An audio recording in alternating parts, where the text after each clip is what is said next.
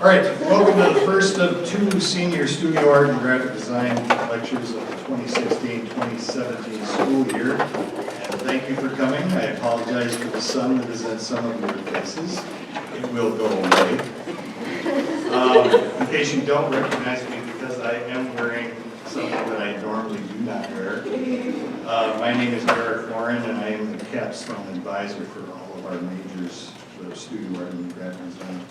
Each of them has worked diligently to create a body of work that is representative of the knowledge and skills they've developed over their 4 or plus years as a Bethany Lutheran College student working within the field of the arts. As every journey of 1,000 miles begins with just one step, the work that our seniors will present to you tonight began much earlier in their lives before they ever dreamed of the path that eventually became this work. Their art is the culmination of all the experiences and artistic influences that they have had throughout their lives, becoming a deep part of who they are and why they do what they do in this rich world referred to as the arts. We will have a reception after the 4 art lectures tonight, but if you are overly accustomed to where the reception food and drink normally is, think again. It will be served from the back door of the sourdough bake shop here in the gallery. As always, we ask you to fold up your chairs and place them along the gallery walls after the last speaker has informatively answered all of your questions. Again, thank you for coming tonight, and I hope you came with some good questions for each of our Bethany Lutheran College studio art and graphic design majors. We have 4 students that will be speaking to you tonight. The first will be Cora Mumme, who is from Hardwick, Minnesota. She graduated from Lutheran High School in 2014. Speaking after her will be Elisabeth Werre. She's from Sioux Falls, South Dakota. She went to Great Plains Lutheran High School in Watertown, South Dakota, and graduated in 2011. Then Katie Sehloff will speak. She's from right here in Mankato, Minnesota. She is a 2013 graduate of Minnesota Valley Lutheran High School in New Orleans, across the river. And last but not least will be Megan Sauer, who's from Lismore, Minnesota. She graduated from Adrian High School in 2013. And Cora, take it away.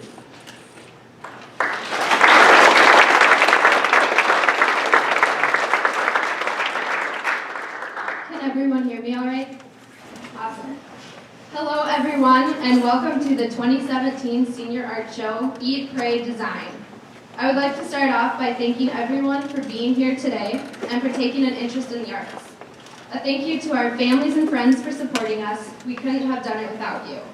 And to our professors here at Bethany, a special thank you for helping us make it to this point and for guiding us along the way. My name is Cora Mumme. I am a studio art major with an emphasis in graphic design and a minor in art history. This is my first semester as a senior, so if you see me around in the fall, it's because I actually graduate in December. I grew up on the prairie lands of southern Minnesota and come from a very close-knit family. I have 3 siblings and a wonderful 100-pound lab. My father is a pastor, and my mother has taught homeschool as long as I can remember.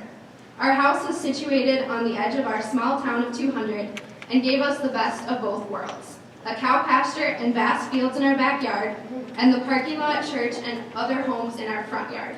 Growing up in this environment allowed me opportunities that most children never get to experience. Being homeschooled not only allowed me to be close to my family, but it gave me lots of freedom to explore and create. During our school breaks, when we kids weren't making giant blanket forts and playing house, or making chalk roads out on the sidewalks, I could usually be found with a notepad and pencil in hand, drawing like crazy. Since we started school at a brisk 7 a.m. every day, we would finish by 1 or 2 in the afternoon. The rest of the day was usually set aside for playing instruments or doing homework. So when I look back, I can see how crucial homeschool was in my developing my interest in art, since I had so much time to pursue it. Because of homeschool, we were also able to take many trips to my grandparents' farm by St. James. There we would spend a lot of time with my grandma Mumme, who taught my sisters and I how to sew, knit, and crochet. My grandma was also the closest relative that I had who produced art. so I really admired her painting early on. I would say there were quite a few indicators of my future in art. One would be my vast collection of sewing projects. Most notably, I had an American Girl doll, which was super cool back in the day, you know. And since outfits were really expensive, I would hand sew clothing using scrap materials. I can now say that my doll probably has more clothes than I do. Another sign was my lack of interest in science and especially in math. As my dad can attest to, since he was my math teacher growing up, I wasn't very attentive in those subjects. For example, he would be writing up on the board how to calculate the volume of a sphere, and I would be sitting in my desk perfectly shading the edges of the circle on my paper and adding a shadow, so I wasn't paying much attention to him. In all seriousness though, art was and always has been what I knew I wanted to do. I did attend a public high school and enjoyed taking every art class that was offered, from photography to pottery to graphic design. At that point, and with the encouragement of my family, I really started contemplating what a future in art would look like. My grandpa Stamberger loved to watch me draw, and I especially remember him telling me that I should pursue art because God gave me the skills for a reason. That has always really stuck with me. To be honest, the only college I even applied to was Bethany, because I knew that this was where I wanted to be. My Grandma Mumme attended Bethany when it was still a high school, and my dad and many of his cousins came here as well. In fact, Dad even took a drawing class from Professor Bukowski. While here on campus, I have had the pleasure of grooming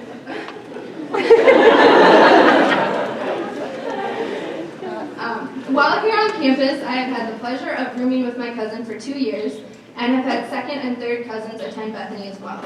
So you could say it's definitely a family school for us. And since Bethany has such a renowned reputation for their art program, it seemed only right for me to come here. I even attended the Michelangelo Youth Art Camp back as a 7th grader, where I first met some of my current professors. During my time here, I've been able to take a wide variety of media and studio art classes, and have been given many opportunities outside of the classroom to continue to grow my skill set. I held a storyboarding internship with True Facade Pictures, was the student graphic designer for a year, and worked with the Maverick Hockey program designing graphics for the video board. Looking back on the last 3 years, I have made countless friends, met my fiance, grew in my faith, and learned enough about the art field that I am able to go out and compete for the jobs. And that is all thanks to Bethany. So when it came time for my capstone project, I was racking my brain to come up with a concept, which is usually the hardest part. Originally, I wanted to illustrate places on my bucket list, but after being told that that wasn't very personal, since many people share the same dreams, I decided to look back into places I've already been. Some of my favorite childhood memories were our family trips. We ventured all over the country, from beautiful mountainous states like Wyoming and Colorado, to all the sandy beaches of Florida.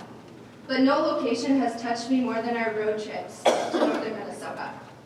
We headed up north occasionally to camp, and I remember falling in love with the serenity of lake life and the thick forests of pine and birch. Having come from a county with no lakes and prairie land that stretched for miles, I felt the magnitude of Lake Superior long before I ever saw the real ocean. As a child, the North Shore was a magical place for me, and I credit it with sparking my love of exploring new places and my desire to travel the world. Once I honed in on a topic, I knew immediately that I wanted to style my work after the iconic poster designs of the early 1900s. These designs feature custom typography and a limited color palette. The Anderson Design Group does this type of work today and was by far my biggest influence. You may have seen their series on America's National Parks. They did make it into a coffee book table. If you haven't, I absolutely recommend you check it out. It's really cool. To select my imagery and perspectives for each location that you see here today, I did a lot of digging around in old family pictures. I wasn't able to find enough pictures for my whole series, so I did some research on popular places to go on the North Shore. My roommate Kate and I then took a road trip up there last fall so I could get my own reference pictures to use. While there, I was able to cross off a few new places, but there are also a few sites in my series that I actually haven't been to yet, including Hollow Rock up in Grand Portage, and the Witch Tree, which is upstairs. There is more art upstairs, by the way. And I hear that you need a guided tour for that one because it's sacred to the Chippewa, so I haven't seen that one either.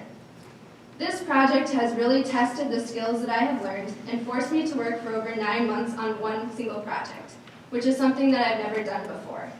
I wish you could see my early designs because they have gone through many phases and have changed considerably along the way. One thing that is unique about art is that we outgrow ourselves every year and through every project we work on. So even in the course of this project, I outgrew my first designs and was able to perfect them to what you see here today. My future plans include being a dorm director at the St. Croix Summer English Program in St. Paul. I fell in love with camp life back in 2015 when I worked as a camp counselor at Wall Camp in Illinois. And I will now enjoy my second summer working with international students at St. Croix. I will then finish out my college education in the fall, graduate in December, and get married on New Year's Eve. It'll be a little busy for me. My fiance lives and works in the cities, so I'll be moving up there next January following our wedding. I haven't looked into graphic design jobs yet in the cities, since Capstone has occupied most of my time and I don't actually graduate until December. But I do hope to reach out to different employers this fall to start forming relationships. In the end, I hope that my series not only leads viewers to reminisce about their own family vacations and childhood, but that it encourages them to continue traveling, even if it's just to a place nearby. Through design and color, my project celebrates the beauty and landscape of Minnesota, the place that many of us call home. Thank you.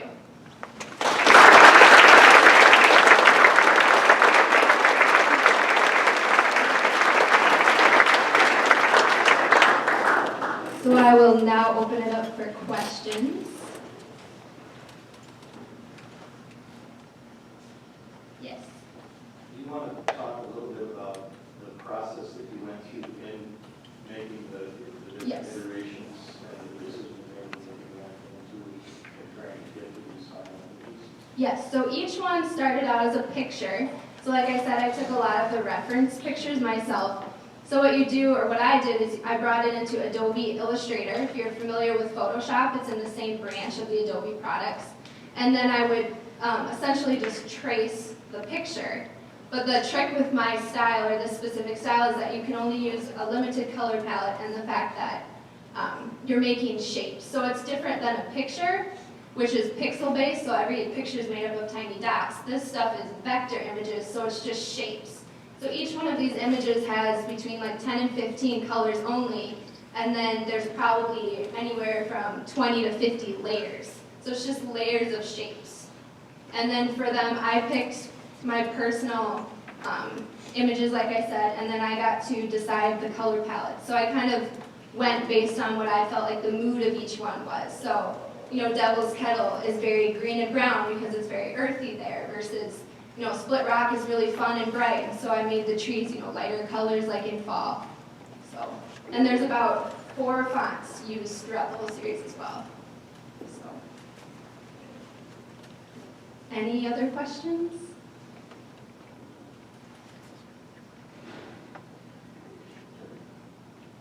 No one? There were a lot of changes throughout the process. Can you tell us what those changes, like if we were to see your first example, how would that look different from what we see here? Yeah, so I had the biggest problem, I would say, with limiting the colors, because it's very hard to take, you know, if you walk outside, your eye sees millions of colors, thousands of colors, and it's very hard to narrow those colors down into, like, you know, 15. And so my original designs are very messy and all over the place because I was still trying to get those color palettes down. And a lot of these I took, you know, by, you can Google color palette with oranges, and I just kind of went off of those colors because originally I was just taking colors from the pictures, and that was not working out very well. So I would say that was probably the biggest challenge, was just figuring out the color schemes, because it's really the colors that make these pop. So, and also the fonts. You have to choose the right fonts to give it the right, you know, feeling when you look at it. And I would say my original ones, the fonts were all, you know, very basic. Helvetica, everyone knows that one. So, yeah. Any other questions? Yes. There have been several people who've asked about purchasing one or more. How does that make you feel? Is it like a vindication that you're on the right path, or you don't want to separate from your babies? Or? Well, the nice thing about this is that they're not like paintings in the way that I can just print another one off. So that's nice. It is hard when you spend so much time on a work, because I've done drawings before where I've spent like 20 hours on a drawing, and it's really hard to part with it because you're so intimately connected with it for so long. But the nice thing is, yeah, I can just run out copies of this. But it means a lot to me that people want to buy them, because that's obviously your goal. I mean, my goal is not to make money, but for other people to react to my work positively. And that just means, it makes all the work and all the time and all the effort and all the money I've spent on it totally worth it, because it's just really fun to see everyone else have such a positive reaction to it. So. Any other questions? What's your estimate on the time it took to do one of these images? A couple of them. So I started with Split Rock and Gooseberry Falls because those are the most popular and the ones I remember the most from my childhood. And those went through, 5 different edits. So those ones could have taken me 20, 30 hours. It really just depends on how many. But I think I only did like one of Hollow Rock and Devil's Kettle, so those ones were maybe 5 hours. So also it depended as I started figuring out my style. It was easier to put one together. So I would say it really depends, but the ones that I spent the most time on could have been upwards of 20, 30 hours. So did I see another hand? Yes. Do you have a favorite piece? My favorite is either Grand Marais or Shovel Point, because I really like the colors and perspectives in those, and those are the most fun for me to make. My favorite memory, though, is Iona's Beach, and that one is actually upstairs. I don't love how that one turned out as much, but Kate and I, when we went up to the North Shore, we got to go watch the sunrise, and that was by far my favorite memory. So I know you didn't ask that, but go to Iona's Beach. It's really cool. So, yes. Since these evoke good memories for you, and the Bethany campus probably evokes good memories for you, would you ever think about doing some of the buildings here or the landscapes here? Yes, I've actually had a couple of people talk to me about that, so watch for those, because that'll probably happen. And buy a yearbook, because her image is Yes, gonna I be am on it. doing the yearbook design this year too, so it could be on the front of that, so, yes. Any other questions? Yes. What advice would you give to students that are studying graphic design about their expectations, their time expectations, and with the amount of time that it takes to come up with good design? Yes, so I would say for graphic design students that your expectations are going to be a lot higher than the work that you do at first. Because I had the vision for these, as an artist, you can look at something and you have the idea in your head and you just want it to come out. And my first ones, like I was saying earlier, were really terrible. Like, I'll be totally honest, they were all over the place and they were a mess, and I got very discouraged. But I would say perseverance is so important, and you have to just believe in yourself and keep going, because these really came together. I think it was in January. It was way later than I wanted because I started in like September. And so, there's so many months where you're working so hard on them and they don't look like you want them to. So I would say to just keep going, because it's inside of you. You just have to bring it out. And even if it's at the last second, just keep going, because you're going to do it. And believe in yourself, so. Yes. Did you build the frames yourself? My dad and I made the frames. My dad, who is a pastor, is also an amazing woodworker. So we built those, and then I just printed them and Mod Podged them onto the frames. So it's a very simple process. So, yes. Keep in mind, if you do a synopsis of buildings on the campus, that we have a centennial for the school coming up in just a few years. Oh. And maybe you could create a way to do a lithograph for them and then put them in packets and sell them, or in cards. Mm-hmm. I don't know who I should talk about that. Talk to me. Okay, perfect. You know my name. You know where to find me. Okay. Yes. Can you say something about the switch that you went through, or the adjustment that you go through in art? When you were growing up, obviously, I'm dad, so I got to see a lot of this stuff growing up. You did so much sketching, drawing, painting, pottery, things where you're in many ways literally wearing your art as you're doing it. You're in it up to your elbows. Something like this is a very different flavor of art because you're sitting in front of a computer doing it. Was that a hard adjustment for you to make? Yes and no. I mean, I would say I still prefer, pottery, doing things with my hands. I love film photography over digital because there's just something intimate about being able to work with, literally touch what you're doing. And my one big struggle with these, for working on them for 9 months and the fact that you spend so many hours staring at the computer, it's not as exciting as if, you were molding something or, but these also have great satisfaction for me because, you don't get this kind of 2D design when you're working in like pottery. And so it's just a whole nother area. It's really hard to compare the two. I love both of them. I'm sure I will go into graphic design though because it's more marketable and I hope I'm good at it. I mean, I don't know. So I would say I think I will continue to do the 3D stuff on the side, but I'm not as good at that, and that's not something I would pursue as like a full career.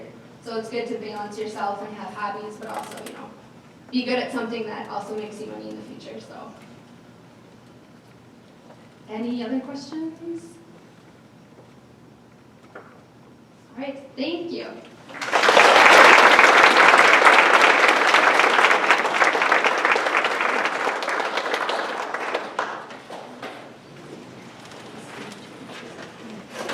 So I'm Elisabeth. Project is the one on the back wall over there with Small Fry. Me and my family live in Sioux Falls, South Dakota, but before we lived there, we lived in Alberta, Canada, in Red Deer specifically, which is halfway between Calgary and Edmonton. And because we only lived 3 hours away from the Canadian Rockies, we went camping quite a bit. Being exposed to those majestic landscapes, the Canadian Rockies, really influenced how I developed as an artist, and it also is basically the whole reason that my senior project exists. So for a little bit of background about Small Fry, he is a rainbow trout who lives in the Rocky Mountains. He was created to be the protagonist of the stories that my dad told me and my siblings when we were all in the tent and trying to fall asleep. Most of the stories focused on Small Fry learning some important life lesson through a wacky and unlikely action. As a kid, I mostly imagined Small Fry in my head as just being like a really small but fully grown rainbow trout. He didn't look very much like he does tonight. In 2008, my family moved to South Dakota in America, and I went to high school as a freshman. I took all 3 art classes that my high school offered, Art 1, 2, and Ultimate Art. And there I learned a lot about drawing and painting with acrylics. My art teacher noticed my quirky drawing style and said that I would make a really good children's book illustrator. So that's how that idea got into my head. I graduated high school and came to Bethany and started taking art classes here. I took as many drawing classes as I could in ceramics and painting because art was what I learned in high school, and that was basically what I knew going into college and not really knowing what I was going to do in college.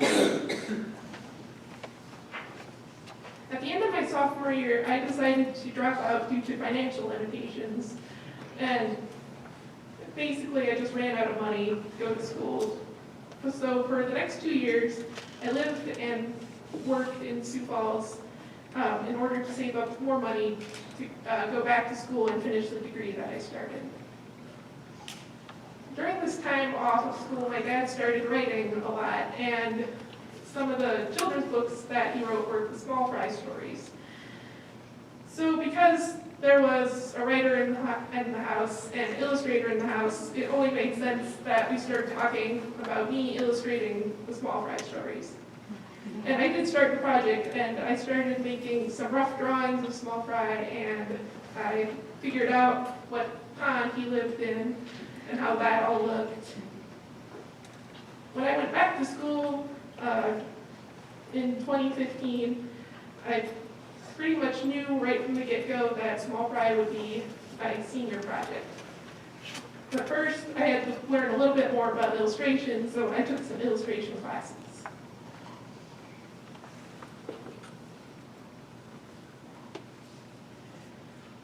And that was really helpful because I was introduced to the challenges that illustration presents. You have to read and reread your manuscript and have to figure out how to translate that into imagery that will go along well with the text. And that was basically what I learned in illustration 1.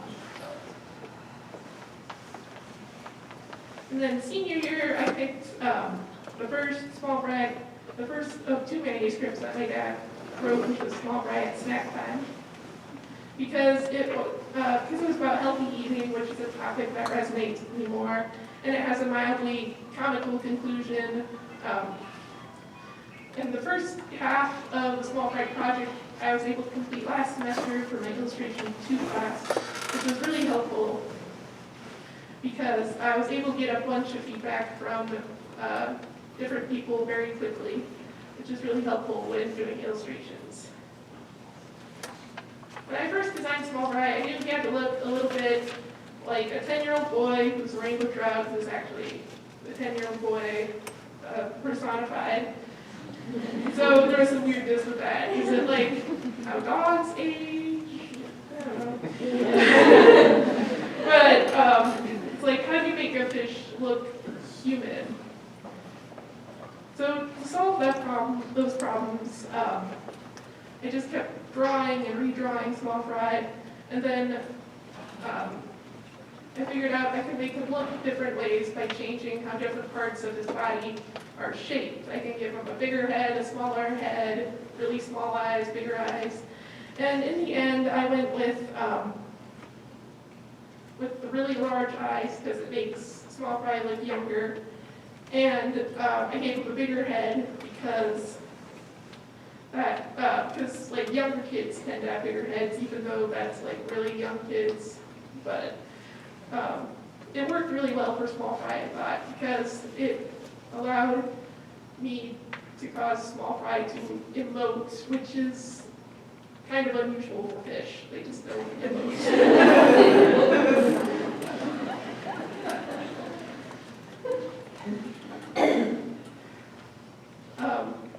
The color of Small Fry I based off of, obviously it's sort of a mishmash of really young rainbow trout and adult rainbow trout, and the bright colors, I picked all the primary colors because that seemed very fitting for a children's book.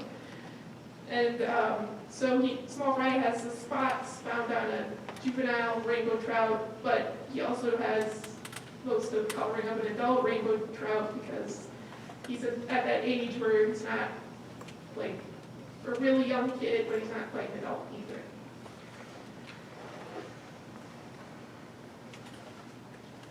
For my project, I used Adobe Photoshop, which was really helpful because it allowed me to do all the illustration work and drawing that I needed to do, but also do the layout work and the typesetting and like choosing fonts and stuff too at the same time. As I was like making my illustrations, I was also planning for the type, where the type and the words would go on the page throughout the process, which was actually really nice because it was like with more traditional media, that's something that also has to be accommodated for, but with Photoshop you can see your text and your image right away. Photoshop was also really useful for like matching color and stuff too. As I continued along with this project, I was finally realizing my dream of becoming a children's book illustrator, and I found that the process really appealed to me. So now I really want to be a children's book illustrator, as opposed to before, where I was like, I haven't done this before, but it does sound fun. And now I know, like, for sure. Illustration appeals to me because it is visual storytelling, and a large part of that storytelling depends on how the illustrator depicts the specific narrative elements, how they make the characters look, that kind of thing. And during the whole process of making Small Fry, the manuscript underwent a few minor changes in like wording, and sometimes and once we had me and my dad who wrote the book had to shorten the manuscript down considerably to help with the flow and that sort of thing. Rewriting during the illustration process doesn't happen too terribly often in the professional world of children's book illustration. But it was necessary for the sake of my project. Because at some points I was having trouble figuring out which parts of the action to illustrate and which parts just leave as the words. But I really enjoyed the creative challenge of figuring out how the character should act in a certain situation and what kind of scene that character is in. And then there's, of course, the artistic side of illustration, which I've also enjoyed since I started high school, really. The whole process, I think it's mostly for me, the process of making something from start to finish can be really interesting for me, but it's usually not as interesting as the final product of that process. And as a creator, I can say that how other people react to my work really influences what I do as a creator. I very much want people to react positively to my work, even though I know that's not going to always be the case. And I suppose that's one thing I should work on, is just making art for myself and not being too overly concerned about what other people think. So, my advice to the young artists in the room is to work hard to improve your skills.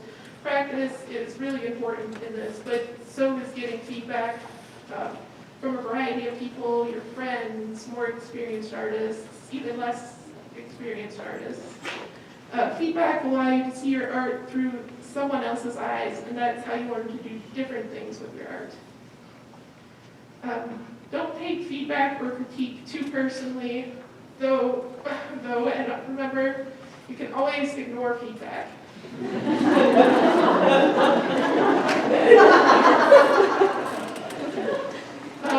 But in general, try not to worry about what other people think of your art too much, and try not to get your personal feelings and your art too intertwined, even though that may be a good thing in some art projects.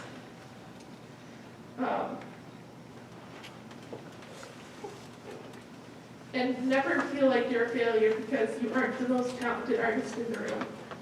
Keep practicing and receiving helpful feedback.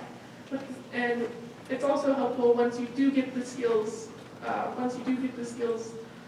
that you want to have, to find subject matter that interests you. Maybe it's science or history or math or whatever,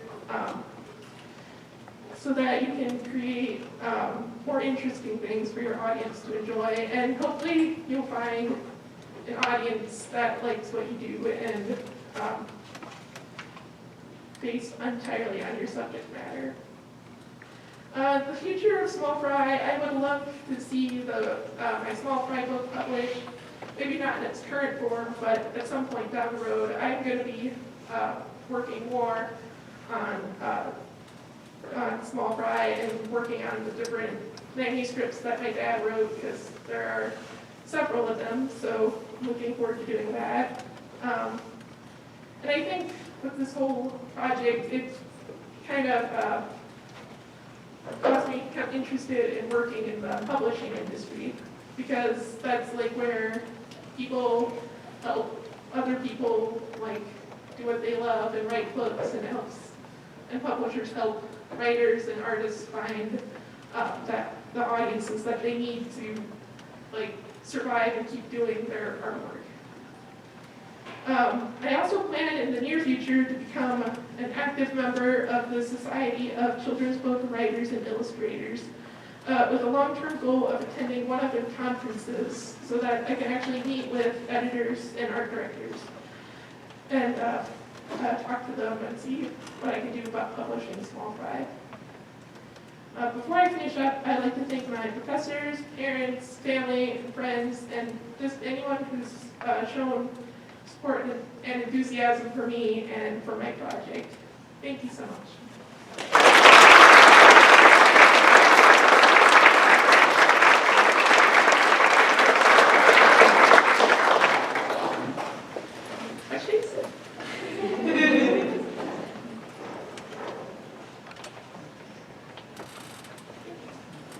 Okay, so you're working with your dad, Yes. and how is that to work with somebody who, you might not want to hurt his feelings by saying, Dad, this isn't working, or, maybe saying, how does this work when you've got that kind of relationship? How would that make sense? Well, I think we both kind of know when our own stuff isn't working too well.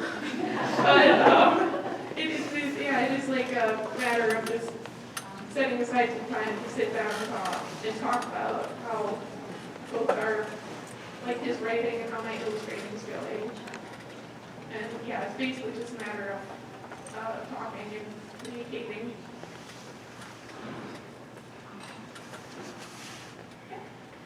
Would you ever consider like expanding the cast of characters to include other animals from the Canadian wilderness? Yeah, that would actually be really awesome. I have a pet turtle that I would like to write a few stories about, and yeah, there's like a lot of animals in the Canadian wilderness that would be excellent in a children's book. So.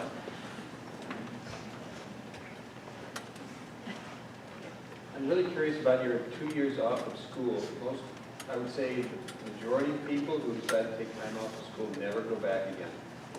And what were your feelings? Was it always something that you were planning to do, or was it, did you become more interested in school when time was off, or what? Well, when I left school, I had this like enormous feeling that I left something unfinished. So, and I've like always wanted to graduate college since I was probably like a kid, and I learned what college was. But yeah, it was like, yeah, it was just that, yeah, I just really wanted to finish my degree. Would you say you were a different student when you came back, and if so, how? Well, I definitely had more work experience than ever before. That was interesting. And yeah, being like slightly older on a college campus shouldn't matter, but it does slightly. And yeah, and then when I was also on my gap years, I was still practicing art and doing that, but it was like in a much more, it's like much more free, and I was like more free to do what I wanted as an artist instead of just having to make stuff for like class with specific constraints. So I think doing, like just being an artist out in the world for a while helped me establish some of that like confidence in my own drawing style and stuff.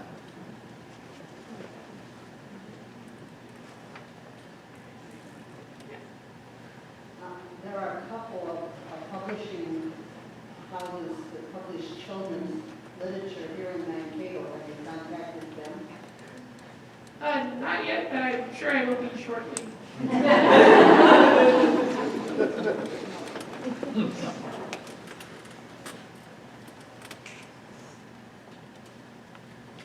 Any other questions?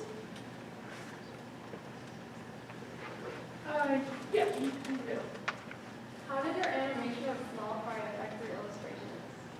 Oh yeah, last semester I took intro to animation, and for the final project for that class, I decided to do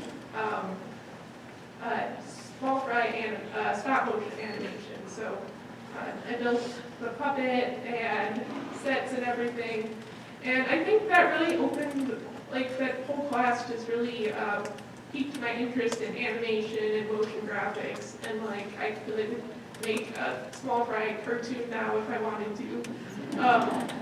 So yeah, I definitely, that project definitely opened up what's possible for like, for small fry for sure, yeah. Being an illustrator is very unique in that you work with telling the story of your art. Most art is just displayed. Just curious, have you had the chance, or are you planning the opportunity to take this book back to the Canadian Rockies, read it again in the setting where you first got familiar with it, just to see how it flows now as opposed to when you were a young girl with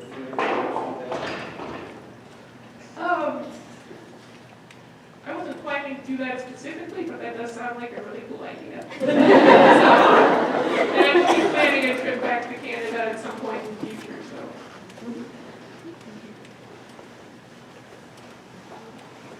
Any other questions?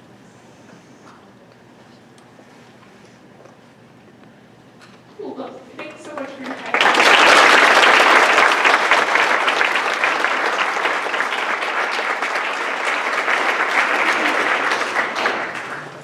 Hi everyone, can you all hear me? Okay. Thank you so much for taking time to come out tonight. For those of you who don't know me, I'm Sehloff, and my work is the watercolor painting for the hands. I really enjoy working with watercolor, and the first time that I really learned what watercolor is was when I was in 5th grade. In my grade school, 5th grade was the first year where students were forced to do a science experiment. And so I decided to incorporate art into it somehow to try to make it more fun. So I decided to test different brands of watercolors to see which one would fade the fastest when placed in direct sunlight.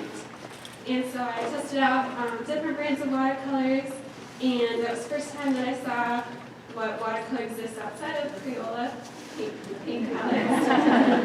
Saw that comes out of the tube, and that kind of blew my mind, and the science experiment wasn't so terrible after all. It was also around this time, when I was around 5th grade, that I really started to get into portraiture as well. I had always liked to draw, but it was around that age where all my drawings became faces. And I can remember the first time that I drew a portrait and it actually looked like the person I had intended it to, and made me start to think that maybe I have talent for this. So those two things, watercolor and portraiture, are things that I have been using ever since those first experiments when I was a little 5th grader to now the work that you see today. And you're probably thinking this isn't portraiture, what are you talking about? It is not traditional portraiture at all, but to me, what portraiture is not only a depiction of someone's face, but it's also an intimate glimpse into someone's life. And so when you let an artist make a painting or a drawing of you, it's an exposure, and you know that the artist is going to be analyzing different features, and I think when you look at those features, you can gain a lot of insight about who this person is, or at least you can imagine who they would be like. And that's one aspect of portraiture that I really like. So with this series, rather than exploring the face, I decided to explore the hands and see how different characteristics of hands can give clues as to who a person is. And so also by switching the perspective from looking at a person's eyes, you're looking through their eyes by only showing the hands and the scene in front of them. You're looking through their eyes and seeing this really personal and influential moment in their life. But before I get too much farther into my actual work here, I want to give you a bit more background information about myself first. I am a Sehloff. Many of you know my dad, John, who works here. My mom is a teacher over at Mount Lutheran School, and so as you can see, Christian education is very important, considering both my parents are Christian teachers. So I did attend Mount Olive, and I went on to Minnesota Valley Lutheran High School, and then obviously came here to Bethany. So being a Christian is a huge part of who I am, and as I mentioned before, I've always been interested in art, and so it's only natural that those two areas intersect. So the idea to create liturgical art was first planted in me when I was in high school.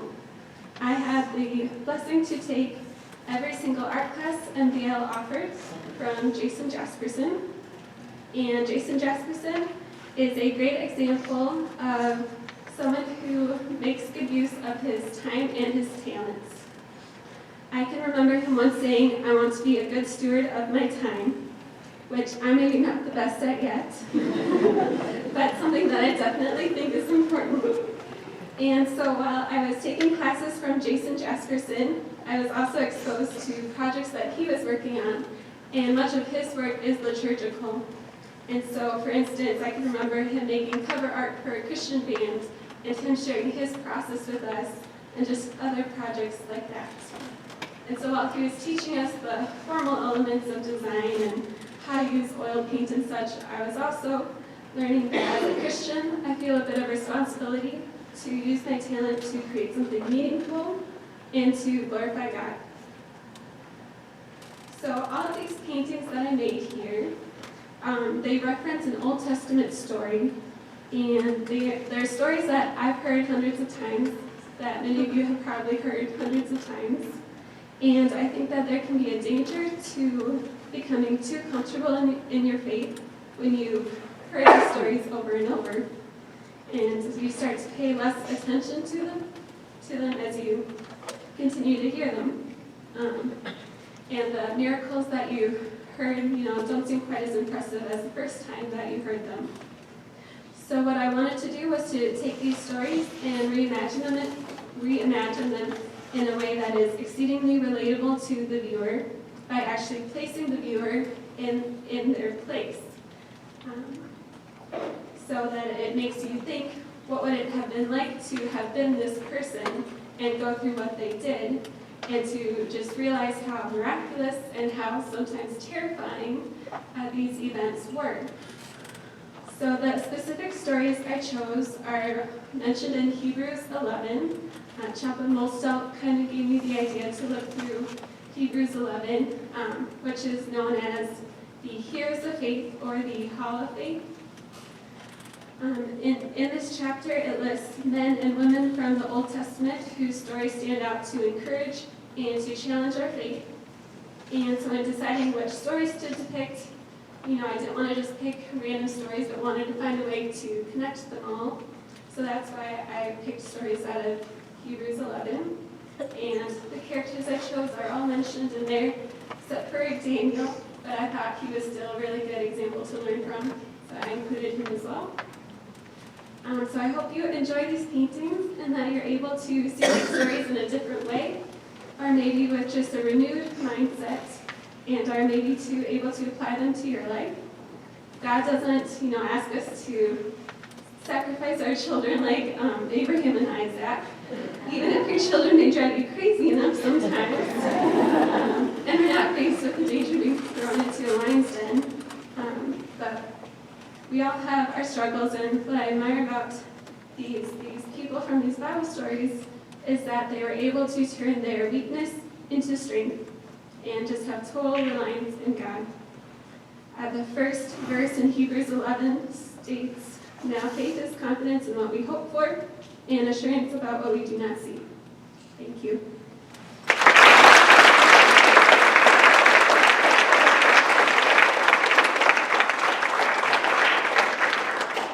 Are there any questions?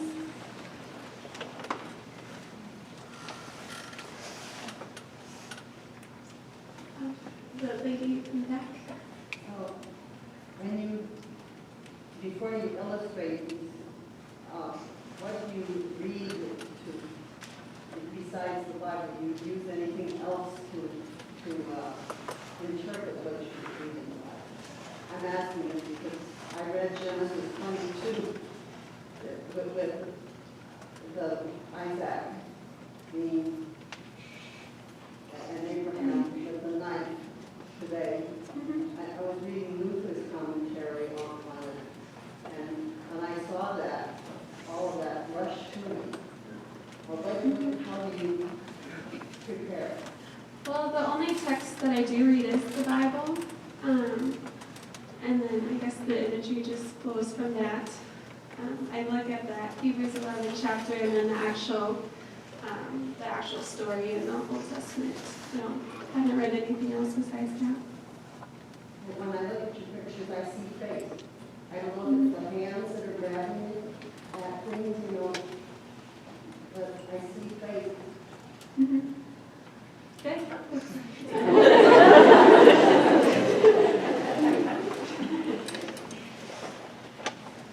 Any other questions? Eric? How did you decide on the scale of these? You've got somebody that's going to be talking next in 2 weeks, whose scale is very, very large. How did you decide that this was the size that you were looking at? I decided to go for this size because it kept the sizing consistent with how they could be if I were to put them in a book. And then I wanted to just make them larger so that it would be easier to take a photograph of them, or to, once it's printed at a smaller version, it would just look more compact, more condensed. So I thought starting at a larger scale would help that later on. Melissa? Our two previous speakers were about graphic design, so using like Illustrator and Photoshop. What are some of the benefits and challenges of working with watercolor? So it's a little bit different. Watercolor is different. The biggest difference is that you can't change anything once you put paint down. So that's one of the hardest parts, is that there's no undo button. The benefits, you're working with your hands, and the paint, it's a different quality than looking at a print. Yeah, you get that more connection as just painting it and working with it. I see you in the back. How do you push your contrast in your paintings? Just lots of layers. I mean, what keeps you going? That's one of the biggest problems with watercolor painting. What keeps me going? With more contrast. Well, just more experience helps. The first couple of paintings were very slow because I had a lack of confidence, I think. And the more I worked with it, the more it became a bit more easier.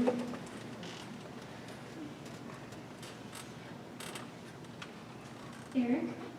And so you know which paint isn't going to fade?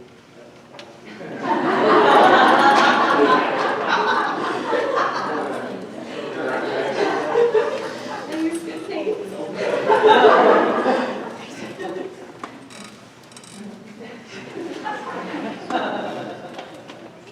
Any other questions? Yes, Denise. Do you have any hopes for publications of these? I can see that as a potential for the future. I think it would be fun to continue looking through Hebrews 11 and making more work so that it could be the whole chapter of Hebrews 11. So it's a possibility. Any other questions? Thank you.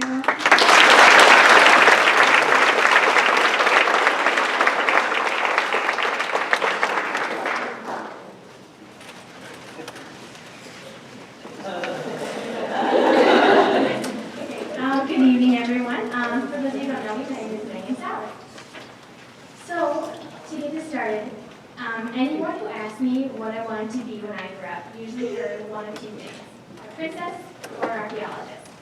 As great as those occupations would have been for me, neither of those things have actually happened yet. My career as an artist did not bloom until I started college here at Bethany. As an incoming freshman, I had never actually considered art as a possible major for me. My sister Anna actually was the one in our family who had a career in mind early on in high school.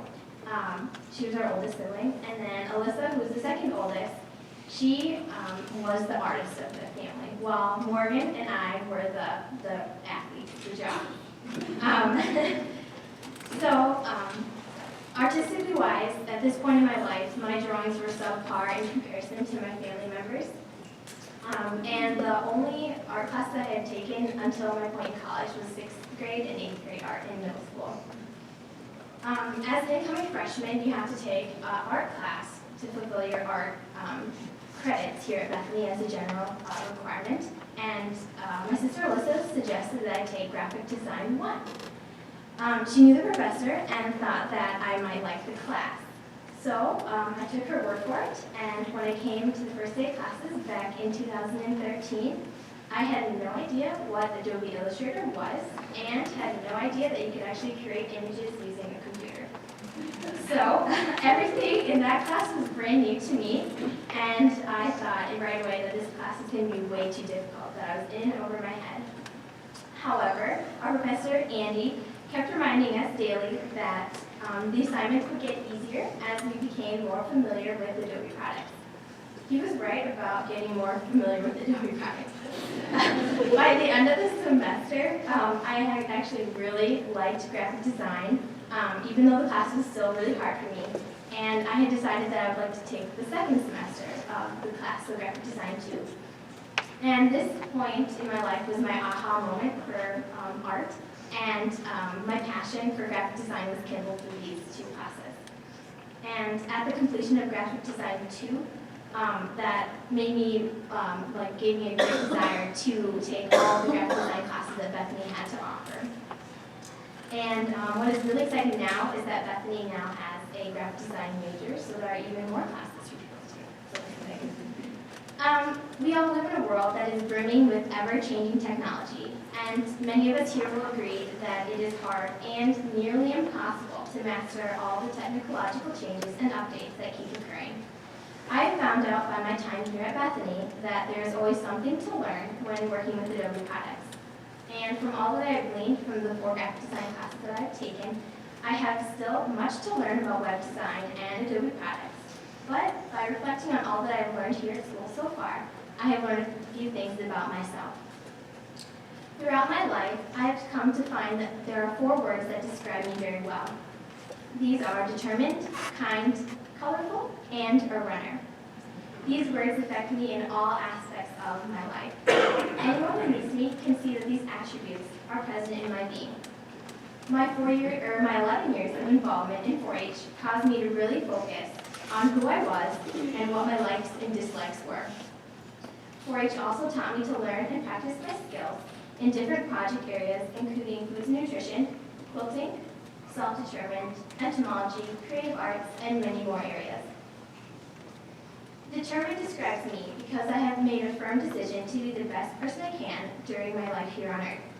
I am determined to never give up on anything I set my mind to. This especially came into play when I was planning and constructing my Capstone project. I was determined to create all of the necessary components for my bake shop and also add a few extra creative embellishments. Kind describes me because I have a good nature that many people remember. I have come to realize that I can and have the opportunity to be a very helpful person. I enjoy helping others and bringing a little brightness into their world. Through my Capstone project, I focus on making my kindness stand out among other businesses and business owners in the way I express myself in my art and through my bake shop. Colorful describes me in relation to the clothes I wear and how I go about my days. You will always see a smile on my face. I've come to just say that life is too short to be grumpy all the time. I look forward to the sunshine on a cloudy day, or I look for rainbow afternoons. Some people probably think I'm a bit strange, quirky, or unique, and they couldn't be more right. I'm a very different individual, and color is what I always include in my life and in my art. At the crux of my being, I'm a runner through and through. Running is one of my passions in life that has helped shape who I am today. I have run with some of the most talented athletes you could ever meet back in high school and also here at Bethany. I have had the most wonderful coaches and assistant coaches that anyone could dream of. It has been a blessing to know and befriend all of these people in my life.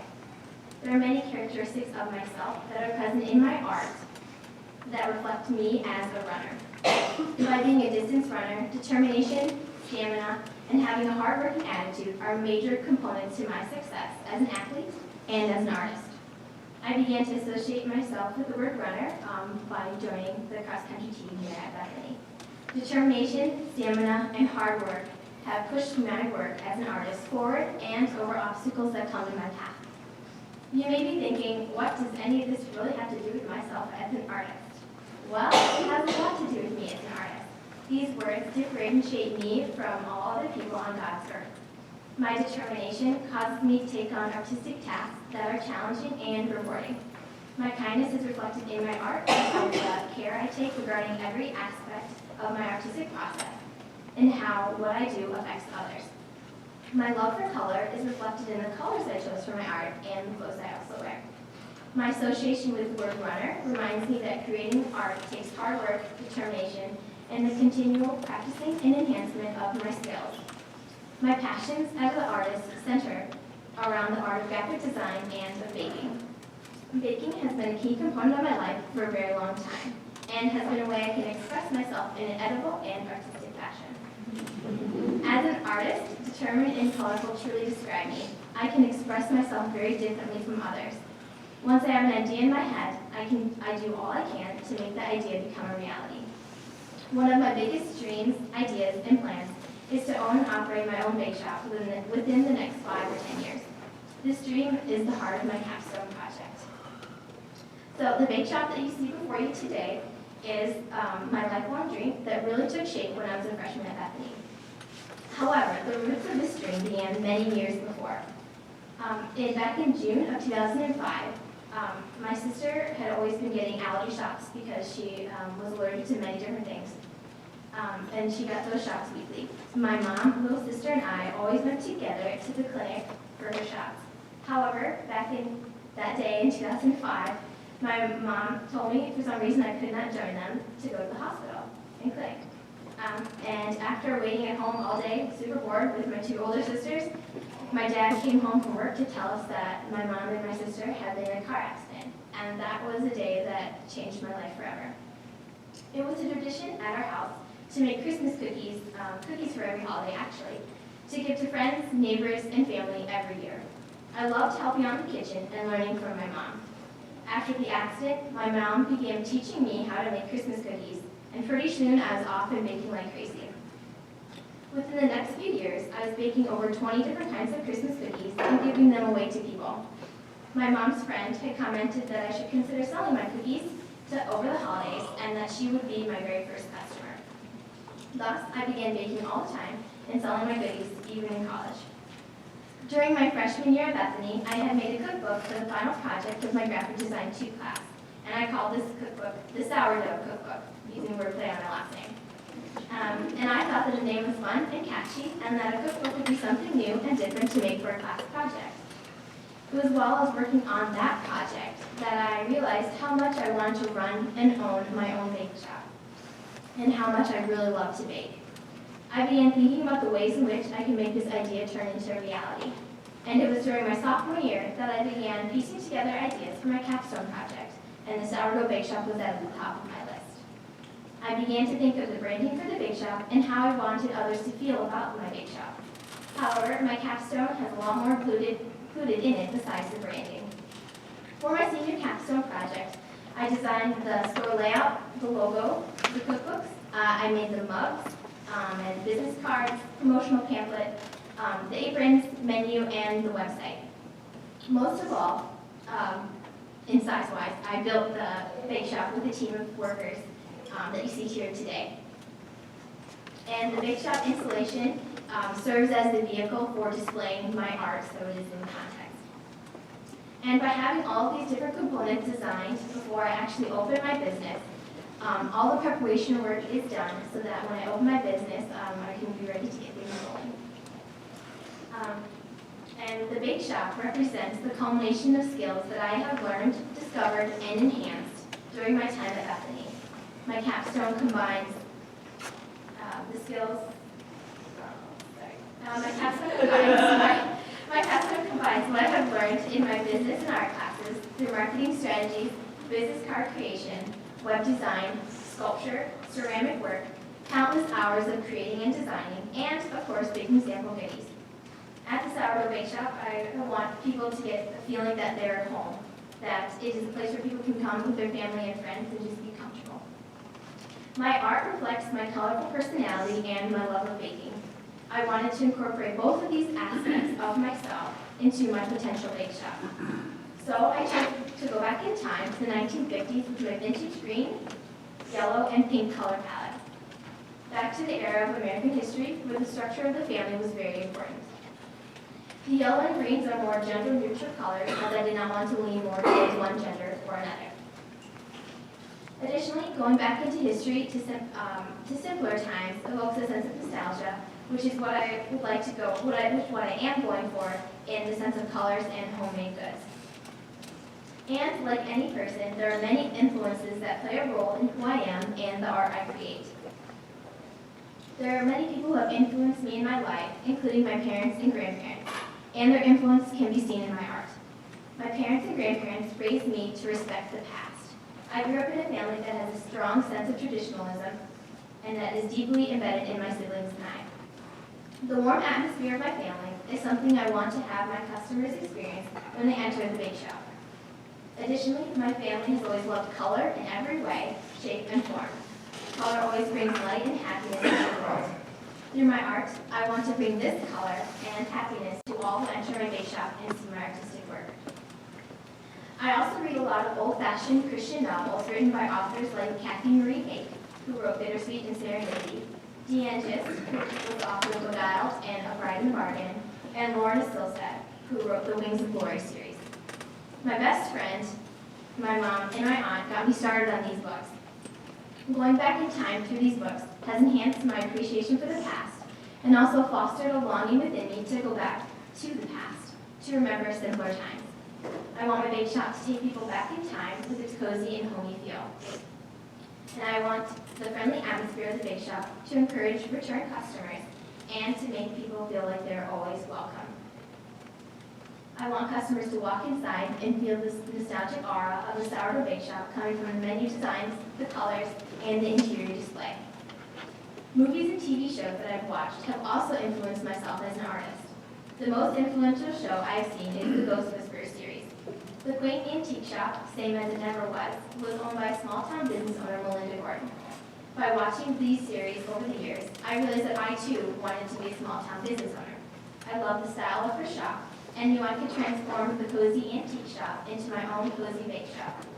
I wanted to create a business that had a vintage look and feel, and was also very welcoming.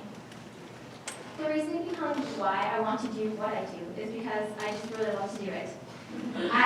All that I do brings me happiness, and I want to share my happiness with others through my art and my passion for baking. I've always had a passion to create things. You could say this passion runs in my blood. Most members of my family love building things, growing plants, creating art, and using our ingenuity to accomplish almost anything we set our mind to. Of course, we fail along the way, but that only helps us move forward in our endeavors, and this certainly will help me as I continue along my way as an artist and a baker. I would like to close my presentation with a huge thank you to my parents, siblings, relatives, teachers, professors, friends, and classmates for always being there for me when I was not having the best of days, and for letting me bounce ideas off you. It would have been impossible to do all of this on my own, and I really appreciate everything you have done for me throughout my life. And if you have forgotten most of what I've been talking about tonight, remember this, that my capstone is basically about the culinary arts. Thank you.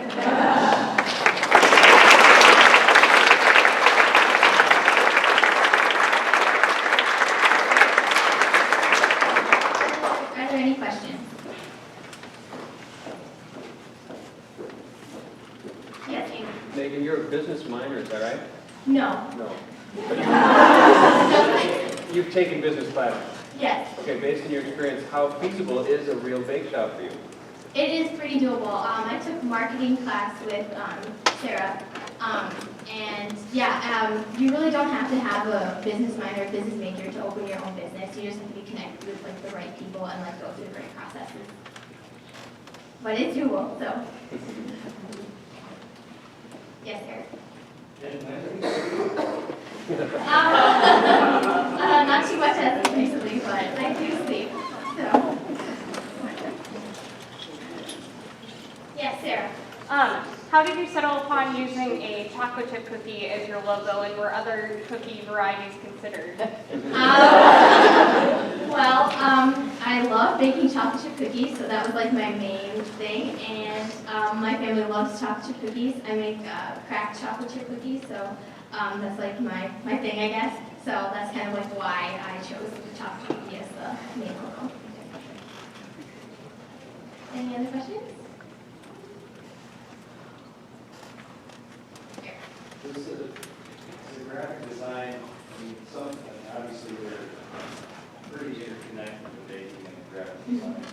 Are you intending on continuing doing graphic design as some part of your income profession or something in the future? Yes, I do love graphic design, like not just like my bakery related, but yeah, I do like doing graphic design stuff, especially like I guess I do like doing logos and stuff, but yeah, like graphic design things I do like doing. So.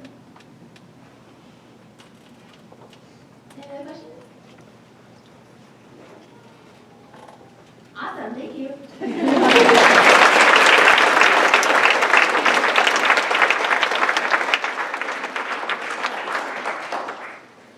If you could help us clear the chairs away and then get ready to come back here.